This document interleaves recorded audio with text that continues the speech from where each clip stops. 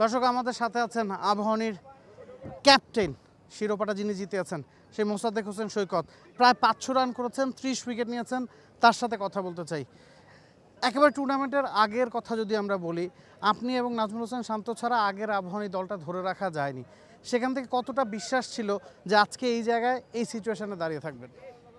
Honest speaking, আসলে আমরা যখন টিমটা বানাই, আমাদের অফিসিয়াল কোচ আমাদের প্রথম টিমটা ছিল আগে রিলিগেশনটা সেভ করব, ভেরি অনেস্ট।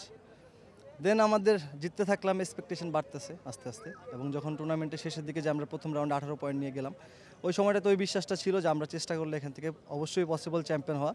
এবং আমাদের কখনোই এই চিন্তা ছিল না যে আমাদের একটা না 5টা ম্যাচ জিততে হবে। আমরা প্রত্যেকটা ম্যাচ বাই ম্যাচ যাওয়ার চেষ্টা করেছি এবং শেষ পর্যন্ত আমরা রেজাল্টটা পেয়েছি।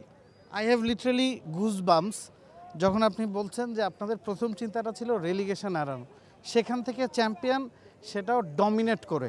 সেটার পেছনে আপনার ক্যাপ্টেন্সির অনেক বড় ভূমিকা আছে। শুধু পারফরমেন্সের কথাও যদি বলি, ব্যাট হাতে 487 রান, উইকেট হায়েস্ট 30টা উইকেট। নিজের পারফরমেন্স নিয়ে কী বলবেন?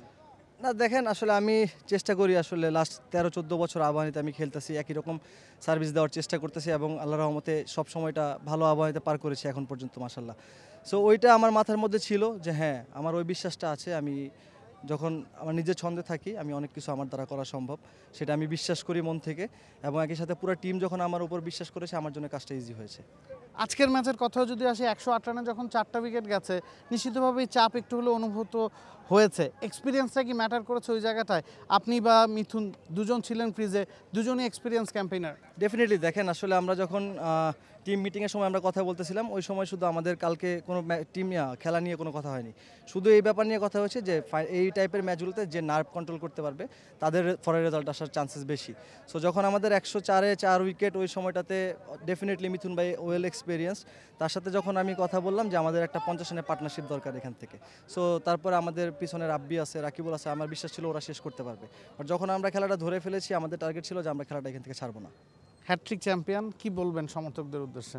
না ডেফিনেটলি দেখেন, আসলে আবাহনী মোহামেডান এটা ঐতিহ্যবাহী দল। সো সবাই চায় যখন আবাহনীতে খেলে, মোহামেডানে খেলে, সবাই চ্যাম্পিয়ন হতে চায়।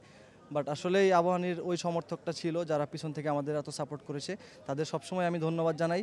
আশা করব সামনের বছরগুলোতে তারা আমাদেরকে সাপোর্ট করবে। Thank you Mosaddek Hossain Saikat, thank you for joining T Sports. দর্শক, সৈকত ছিলেন আবাহনীর উইনিং ক্যাপ্টেন আমাদের সাথে। একেবারে শুরুতেই বলছেন, যখন এই দলটা গোছানো হয়েছে, তারা প্রথমে রেলিগেশন এড়ানোর চিন্তা করেছেন। That's the story. সেখান থেকে এই Abahani champion, hat trick champion. Credit goes to him. 487 রানের সাথে 30 উইকেট, অসাধারণ পারফরমেন্স সৈকতের, অসাধারণ captaincy. Hats off to Abahani. Nabil Kaiser, T sports. For more updates, subscribe to our YouTube channel and click on the bell icon. Follow us on Facebook and Instagram. Download T-Sports app to enjoy exciting games and highlights. Visit tsports.com.